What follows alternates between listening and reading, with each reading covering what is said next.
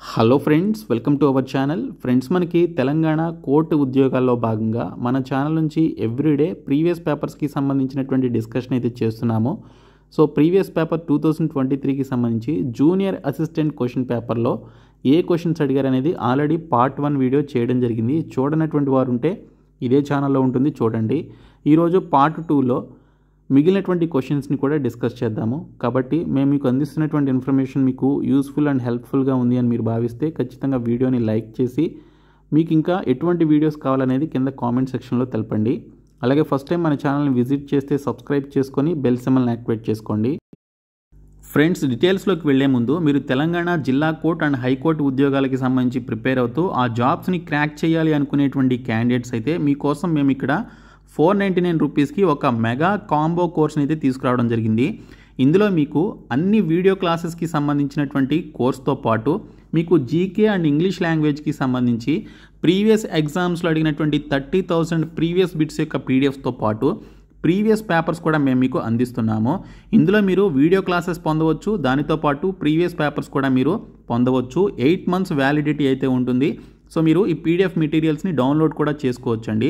అదే మీకు video classes వద్దు, ఓన్లీ పీడిఎఫ్ మెటీరియల్సే కావాలి అంటే బైలింగ్వల్లో మేము మీకు ప్రీవియస్ పేపర్స్తో పాటు ఇక్కడ జీకే అండ్ ఇంగ్లీష్కి సంబంధించి 30,000+ బిట్స్ ఉన్నటువంటి మెటీరియల్స్తో పాటు కరెంట్ అఫైర్స్ అలాగే స్టాటిక్ జీకేకి సంబంధించినటువంటి బిట్స్ కూడా ప్రొవైడ్ చేస్తున్నాం. సో ఈ 2 కోర్సులు కూడా డిస్క్రిప్షన్లో ఉన్నటువంటి బీఎస్కే జాబ్స్ అనేటువంటి యాప్ని మీరు డౌన్లోడ్ చేసుకొని హోమ్ పేజ్లోనికి వెళ్ళినట్లయితే టీఎస్ ఎగ్జామ్స్ అని చెప్పేసి ఒక బాక్స్ అయితే కనిపిస్తుంది. అది ఓపెన్ చేస్తే మీకు ఈ 2 కోర్సెస్ అయితే మీకు కనిపిస్తాయి. ప్రతి ఒక్కరు కూడా ఈ 2 కోర్సెస్ తీసుకోండి, మీకు 100% హెల్ప్ చేస్తాయి. సో డిస్క్రిప్షన్లో యాప్ లింక్ ఉంటుంది, చూడండి. ఫ్రెండ్స్, ఇది 2023 జూనియర్ అసిస్టెంట్కి సంబంధించిన కోర్టు ఉద్యోగాల యొక్క ప్రీవియస్ పేపర్ అండి.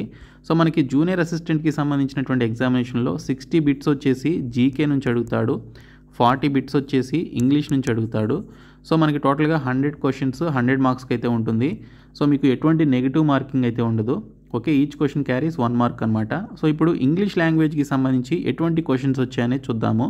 సో ఫస్ట్ క్వశ్చన్ వచ్చేసి సినానిమ్ అడిగాడండి. సినానిమ్ అంటే మనకి సిమిలర్ మీనింగ్ ఉన్నటువంటి వర్డ్ ఏంటని చెప్పేసి మనకి అడుగుతాడనమాట.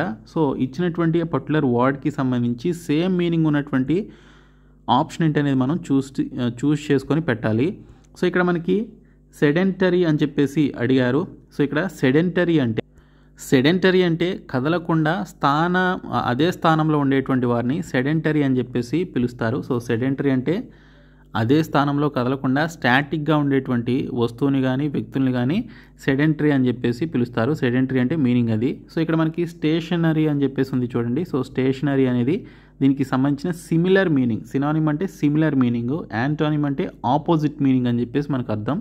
సో సెడెంటరీ అంటే మనకి స్టాటిక్గా ఉండేటువంటిది, ఎటువంటి మూమెంట్ అనేది లేకుండా, ఎటువంటి కదలిక లేకుండా అలాగే ఉండేటువంటి దాన్ని సెడెంటరీ అని చెప్పేసి అంటాం. దాని similar meaning stationery. Next one వచ్చేసి సినానిమ్ అడిగారు, అంటే ఇచ్చినటువంటి వాడికి సేమ్ సిమిలర్ మీనింగ్ అయితే కనుక్కోవాలి. రేడియంట్ అని చెప్పేసి ఇచ్చాడు. రేడియంట్ అంటే ప్రకాశవంతమైన. ఓకే, ప్రకాశవంతమైన అనేటువంటి మీనింగ్ అయితే వస్తుంది. ప్రకాశవంతమైన అనేటువంటి మీనింగ్ వస్తుంది. సో ఇక్కడ ఇచ్చినటువంటి ఆప్షన్స్లో మనకి గ్లీమింగ్ అనేది దీనికి సంబంధించినటువంటి రైట్ ఆన్సర్ అండి. సో గ్లీమింగ్ అన్న రేడియంట్ అన్న కూడా మనకి సేమ్ మీనింగ్, సిమిలర్ మీనింగ్ అయితే వస్తుంది కాబట్టి సో ఇక్కడ మనకి ఇచ్చినటువంటి ఆప్షన్స్లో ఆప్షన్ 4 అనేది రైట్ ఆన్సర్. సో ఇక్కడ చూసుకుంటే మీకు ఇంగ్లీష్లో మీరు 40కి 40 తెచ్చుకునే అవకాశం అయితే ఉంటుందండి.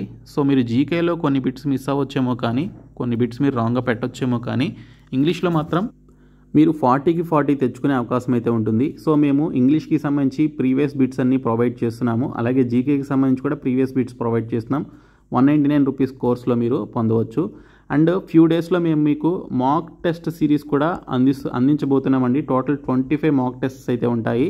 సో ఆ మాక్ టెస్ట్లను కూడా మీరు 199 రూపీస్ ఈ రోజు కానీ రేపు కానీ తీసుకున్నటువంటి వారికి చాలా తక్కువ ప్రైస్కి అయితే వస్తుంది. ఆ తర్వాత అది 299 రూపీస్కి పెంచడం జరుగుతుంది.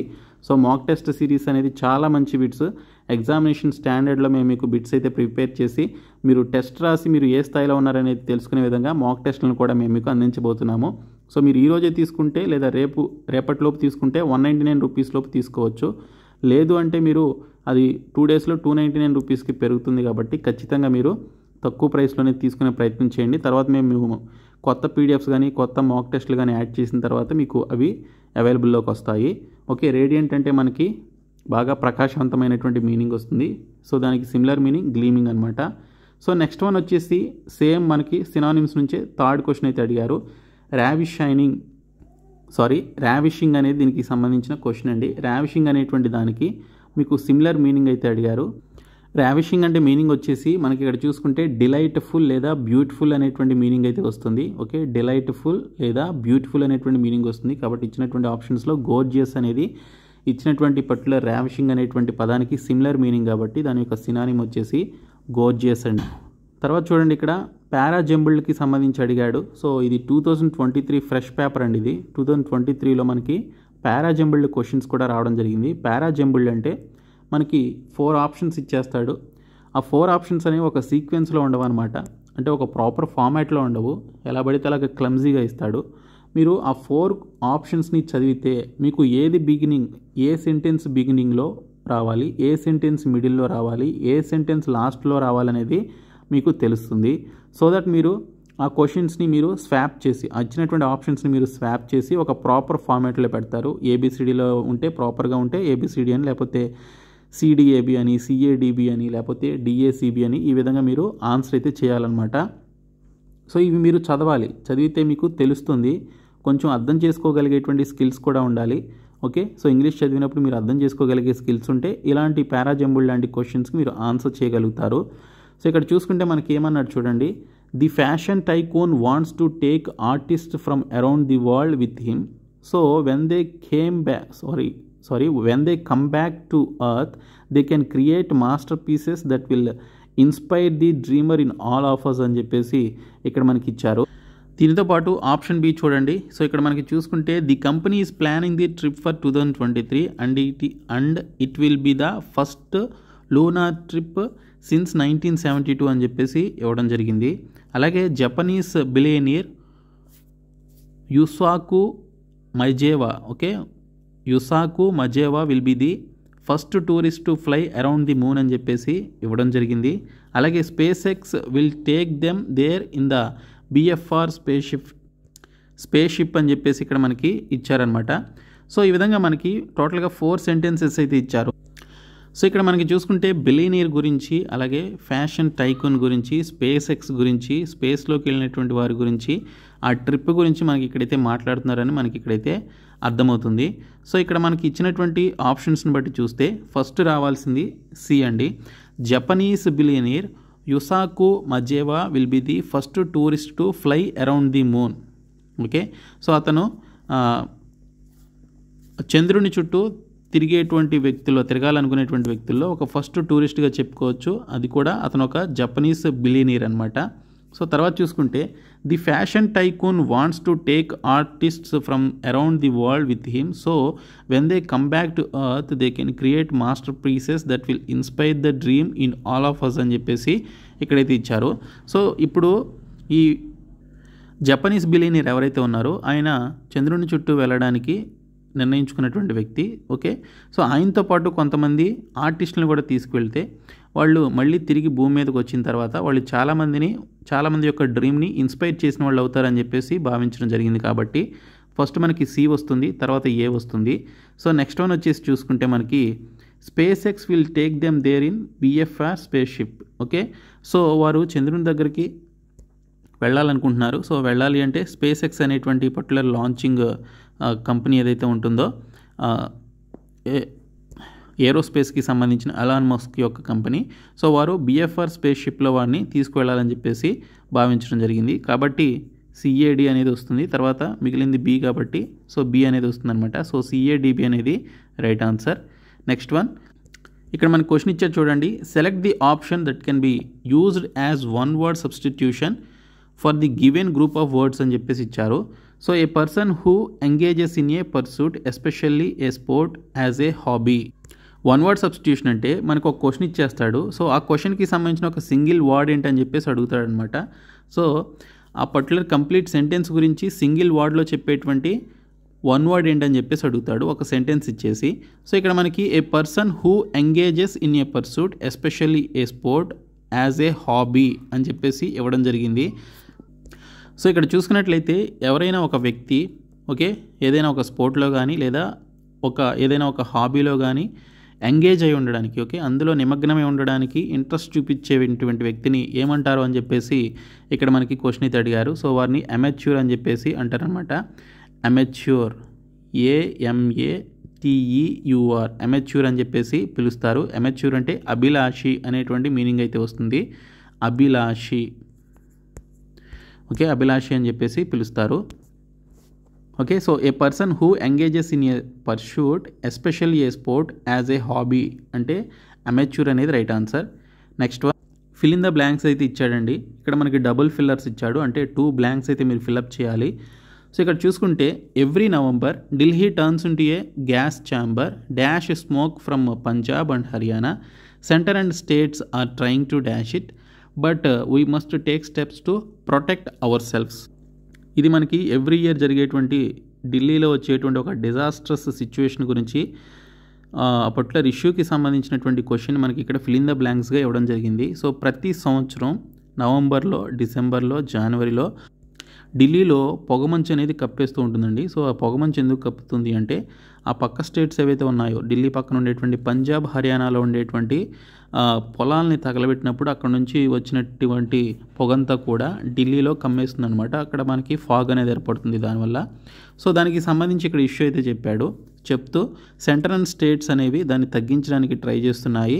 అండ్ దీంతోపాటు మనం కూడా కొన్ని జాగ్రత్తలు అయితే తీసుకోవాలి, అలాంటి ఫాగ్ అనేది, స్మోక్ అనేది రాకుండా ఉండడానికని ఇక్కడ మనకి ఇవ్వడం జరిగింది.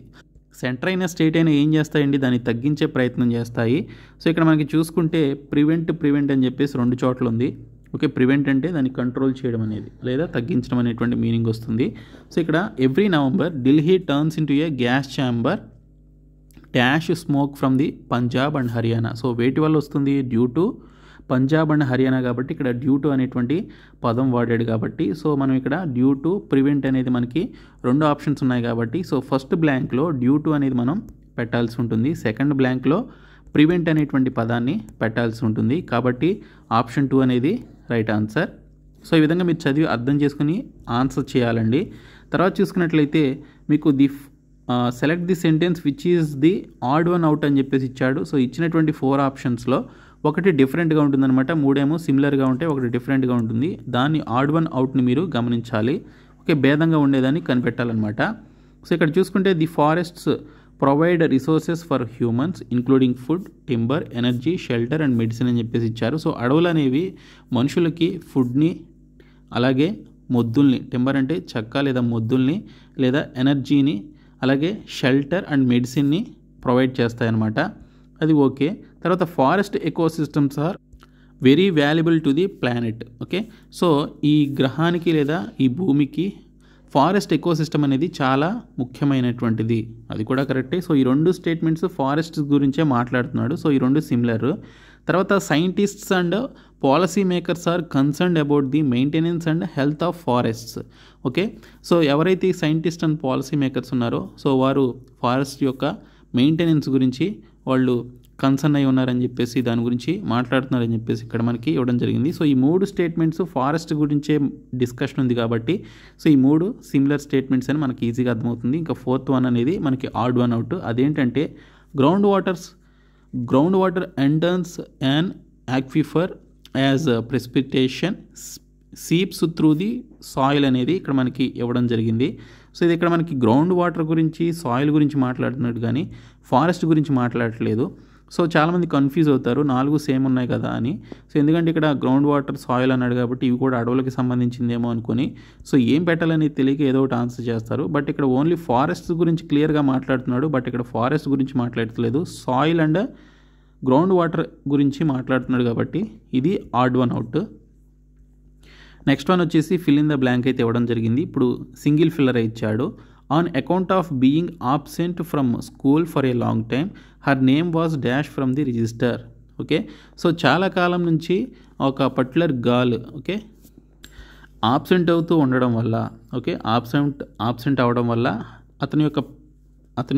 తన యొక్క నేమ్ రిజిస్టర్లో ఏమైంది అని చెప్పేసి ఇక్కడ మనకి క్వశ్చన్ అయితే ఇవ్వడం జరిగింది. సో ఇక్కడ చూసుకున్నట్లయితే థ్రోన్ అవుట్ అంటేనేమో బయటికి విసిరివేయడం అని చెప్పేసి, థ్రోన్ అవే అన్నా కూడా సేమ్ మీనింగ్ వస్తుంది. స్ట్రక్ డౌన్ అని చెప్పేసి ఇచ్చారు, ఇక్కడ మనకి స్ట్రక్ డౌన్, స్ట్రక్ ఆఫ్ అని చెప్పేసి ఉంది. సో ఇక్కడ మనకి స్ట్రక్ ఆఫ్ అయితే రావడం జరుగుతుంది. స్ట్రక్ ఆఫ్ అంటే కొట్టివేయబడింది అనేటువంటి మీనింగ్ అయితే స్ట్రైక్ ఆఫ్ చేయమంటాం కదా, సో అలాగా ఇది పాస్ట్ గురించి మాట్లాడుతున్నాం కాబట్టి స్ట్రక్ ఆఫ్ అనేది మనకి ఇక్కడ రావడం జరుగుతుంది. సో కాబట్టి స్ట్రక్ ఆఫ్ అనేది రైట్ ఆన్సర్. నెక్స్ట్ క్వశ్చన్ వచ్చేసి select the option that can be used as one word substitute for the given group of words అని చెప్పేసి ఇచ్చాడు. సో ఇక్కడ చూసుకున్నట్లయితే ఫ్రెండ్స్ మనకి క్వశ్చన్ ఏమి ఇచ్చాడు, వన్ వర్డ్ సబ్స్టిట్యూషన్కి సంబంధించి the 100th anniversary of something. Okay, ఒక వ్యక్తి 100th యానివర్సరీ చేసుకున్నాడు అనుకోండి, బర్త్ యానివర్సరీ కానీ మ్యారేజ్ యానివర్సరీ కానీ ఇలా చేసుకుంటే దాన్ని ఏమంటాము అంటే సెంటినియల్ అని చెప్పేసి పిలుస్తాం. సెంటినియల్ అంటే 100th అని చెప్పేసి మీనింగ్ అనమాట. ఓకే, అయితే ఇక్కడ మనకి జూబ్లీ అని ఇచ్చాడు. జూబ్లీ అంటే 25 years కానీ లేదా 50 yearsని జూబ్లీ అని చెప్పేసి అంటారు. మిలేనియం అంటేనేమో స్వర్ణయుగం అని చెప్పేసి పిలుస్తారు తెలుగులో. ఓకే, సో మిలేనియం అంటే స్వర్ణయుగం, జూబ్లీ అంటేనేమో 25 years లేదా 50 yearsని జూబ్లీ సెలబ్రేషన్స్ అంటారు. సెంటినియల్ అంటేనేమో 100th యానివర్సరీ సెలబ్రేషన్ని లేదా 100th యానివర్సరీని సెంటినియల్ అని చెప్పేసి పిలుస్తారు. సో నెక్స్ట్ క్వశ్చన్ వచ్చేసి the following sentence has been divided into 4 parts. One of them contains an error. Select the part that contains the error from the given options అని చెప్పేసి ఇచ్చారు. So ఇచ్చినటువంటి ఈ particular క్వశ్చన్లో మనకి పార్ట్స్ వైజ్గా ఈ విధంగా డివైడ్ చేయడం జరిగిందండి. సో ఈ డివైడ్ చేసినటువంటి పర్టికులర్ ఈ 4 partsలో ఒక పార్ట్లో మీకు మిస్టేక్ అయితే ఉందన్నమాట, ఎర్రర్ అయితే ఉంది, గ్రామటికల్ ఎర్రర్. దాన్ని మీరు గ్రామర్ ప్రకారం చెక్ చేసి మీరు గమనించి ఎందులో మిస్టేక్ ఉందనేది ఆన్సర్ చేయాలి. సో ఇక్కడ చూసుకున్నట్లయితే మనకి if you wanted you could solve the matter amicable అని చెప్పేసి ఇచ్చారు. సో ఇది మనకి పాస్ట్లో జరిగినటువంటి విషయం గురించి ఇక్కడ మనం చూస్తున్నామండి. ఇది పాస్ట్కి సంబంధించింది, పాస్ట్ సింపుల్ అని చెప్పేసి అనుకోవచ్చు. సో ఇక్కడ చూసుకుంటే if you wanted you could solve the matter amicable అని చెప్పేసి ఇచ్చారు. సో ఇక్కడ చూసుకున్నట్లయితే మనకి అమికబుల్ అంటేనేమో స్నేహపూర్వకంగా అనేటువంటి మీనింగ్ అయితే వస్తుంది. So if you wanted you could solve the matter amicable అని చెప్పేసి ఇచ్చారు. సో మీరు చాలా స్నేహపూర్వకంగా మీకున్నటువంటి ప్రాబ్లం మీరు సాల్వ్ చేసుకుని ఉండాల్సింది అనేటువంటి మీనింగ్ అయితే రావడం జరిగింది. సో ఇక్కడ చూసుకుంటే మనకి ఇఫ్ యూ వాంటెడ్ అనేటువంటి యొక్క పర్టికులర్ పార్ట్లో మనకి ఎటువంటి మిస్టేక్ అయితే లేదు. యూ కుడ్ సాల్వ్ అనేటువంటి దానిలో కూడా మనకి ఎటువంటి మిస్టేక్ అయితే లేదు. You could solve the matter అనేటువంటి దానిలో కూడా మనకి మిస్టేక్ అయితే లేదు. బట్ ఇక్కడ అమికబుల్ అని చెప్పేసి సింగిల్ వర్డ్ అయితే ఇవ్వడం జరిగింది. సో బట్ ఇక్కడ మనం ప్రీపోజిషన్ ఎర్రర్ అయితే మనం గమనించవచ్చండి. అమికబుల్ ముందు మనకు ఒక ప్రీపోజిషన్ అయితే రావాలి, కానీ ఇక్కడ రాలేదు కాబట్టి మనకి అమికబుల్ అనేది రైట్ ఆన్సర్. నెక్స్ట్ వన్ వచ్చేసి parts of the given sentence have been underlined. One of them contains an error. Select the option that contains the error అని చెప్పేసి ఇచ్చాడు. సో ఇందాక చూసిందేమో కంప్లీట్ సెంటెన్స్ ఎర్రర్ అనమాట. సో ఇప్పుడేమో సెంటెన్స్లో కొన్ని వర్డ్స్ని అండర్లైన్ చేశాడు. ఓకే, ఇక్కడ ది ఫ్యాక్ట్స్ అనేటువంటి దీన్ని was put on the broad so that అనేటువంటి ఈ పర్టికులర్ పార్ట్ని అండర్లైన్ చేయడం జరిగింది. సో ఈ అండర్లైన్ చేసినటువంటి ఈ పర్టికులర్ సెంటెన్సెస్లో మీకు ఎర్రర్స్ అయితే ఉన్నాయి, అవేంటనేది గమనించమన్నాడు. సో ఇక్కడ ఇచ్చినటువంటి క్వశ్చన్ చూస్తే the notice was put on the broad so that all might know the facts అని చెప్పేసి ఇచ్చారు. ఇక్కడ బ్రాడ్ కాదండి, బోర్డులోనే కదా మనం నోటీస్ పెట్టేది. ఆ బోర్డులో నోటీస్ పెడితే అటు పక్కన వెళ్ళేటువంటి వారు ఈ నోటీస్ ఏంటనేది చూసి చెక్ చేసుకుంటారు.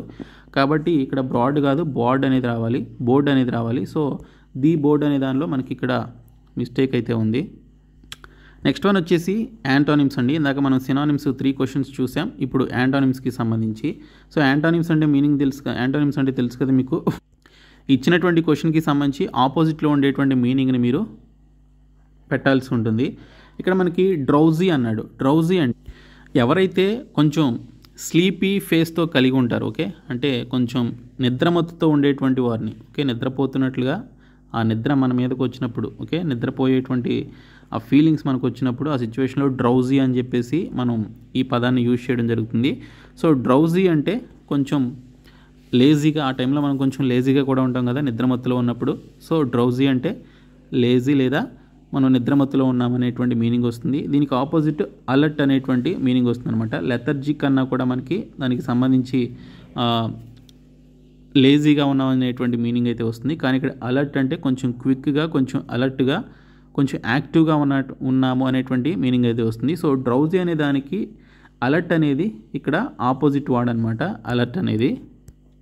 నెక్స్ట్ వన్ మరొక యాంటానిమ్ అబ్స్క్యూర్ అని చెప్పేసి ఇచ్చారు. సో అబ్స్క్యూర్ అంటే పెద్దగా తెలియనటువంటి వ్యక్తి, పెద్దగా అన్నోన్ పర్సన్ని అబ్స్క్యూర్ అని చెప్పేసి అంటారు. అయితే దీనికి ఆపోజిట్ ఏంటి? రెనౌండ్. రెనౌండ్ అంటే బాగా ఫేమస్ అండ్ బాగా తెలిసినటువంటి పర్సనాలిటీని రెనౌండ్ అని చెప్పేసి అంటారు. బాగా గుర్తింపు ఉన్నటువంటి వ్యక్తిని, ఓకే, సమాజంలో బాగా గుర్తింపు ఉన్నటువంటి వ్యక్తిని రెనౌండ్ పర్సనాలిటీస్ అంటాం కదా. సో అబ్స్క్యూర్ అంటేనేమో పెద్దగా తెలియనటువంటి అన్నోన్ పర్సన్ని అబ్స్క్యూర్ పర్సన్ అని చెప్పేసి అంటారు. రెనౌండ్ అంటేనేమో బాగా తెలిసినటువంటి ఫేమస్ పర్సనాలిటీని రెనౌండ్ అని చెప్పేసి పిలుస్తారు. తర్వాత సినానిమ్ మళ్ళీ ఇచ్చారు చూడండి, ఆవ్స్ట్రక్ అని చెప్పేసి ఇవ్వడం జరిగింది. సో ఆవ్స్ట్రక్ అంటేనేమో ఆశ్చర్యంగా ఫీల్ అవడం అనమాట, దాన్ని అమేజ్డ్ అని చెప్పేసి పిలుస్తారు, అమేజ్డ్ అని చెప్పేసి అంటారు. తర్వాత మళ్ళీ ఇక్కడ మనకి సెంటెన్స్ జంబుల్కి సంబంధించి అడిగాడు. సో మీరు ఒకసారి చూడండి, సో మీకు ఒక ఐడియా అయితే వస్తుంది. మేము ప్రీవియస్ పేపర్స్ ప్రొవైడ్ చేస్తున్నాం కదా, అవి మీరు తీసుకుంటే ఖచ్చితంగా మీకు హెల్ప్ అవుతుంది. సో ఇక్కడ చూసుకుంటే the students are all ready to dash for their rights అని చెప్పేసి ఇచ్చారు. సో ఇక్కడ మనకి ఫిల్ ఇన్ ద బ్లాంక్ అయితే ఇవ్వడం జరిగింది. ఫిల్ ఇన్ ద బ్లాంక్ చూసుకుంటే the students are all ready to dash for their rights అని చెప్పేసి ఇవ్వడం జరిగింది. సో ఇక్కడ మనకి stand by, stand out, stand over, stand up అని చెప్పేసి ఇచ్చారు. సో స్టాండ్ అప్ అనేది మనకి ఇక్కడ కరెక్ట్ సెంటెన్స్ ఫార్మేషన్ అనమాట. The students are all ready to stand up for their rights. Okay, వారి యొక్క హక్కుల కోసం వాళ్ళు ఆల్రెడీ నడుం బిగించారు అనేటువంటి మీనింగ్ అయితే వస్తుంది కాబట్టి స్టాండ్ అప్ అనేది యూజ్ చేయాలి. తర్వాత మళ్ళీ ఇక్కడ ఫిల్ ఇన్ ద బ్లాంక్ అయితే ఇచ్చాడు. The manned space mission is more tricky than unmanned mission because there is absolutely no scope అని చెప్పేసి ఇవ్వడం జరిగింది. సో ఇక్కడ చూసుకుంటే the manned space mission is more tricky than unmanned mission because there is absolutely no scope dash అని చెప్పేసి ఇచ్చారు. ఏంటంటే మనకి మ్యాన్డ్ మిషన్ కంటే కూడా అన్మ్యాన్డ్ మిషన్ అనేది చాలా డేంజరస్ లేదా ట్రిక్కీగా అని చెప్పేసి చెప్పుకోవచ్చు. సో ఇక్కడ చూసుకుంటే ఏదైనా ఎర్రర్ వచ్చినప్పుడు, ఒక మార్జిన్ ఆఫ్ ఎర్రర్ వచ్చినప్పుడు అన్మ్యాన్డ్ మిషన్లో దాన్ని సాల్వ్ చేసే వాళ్ళు ఎవరో ఉండరు.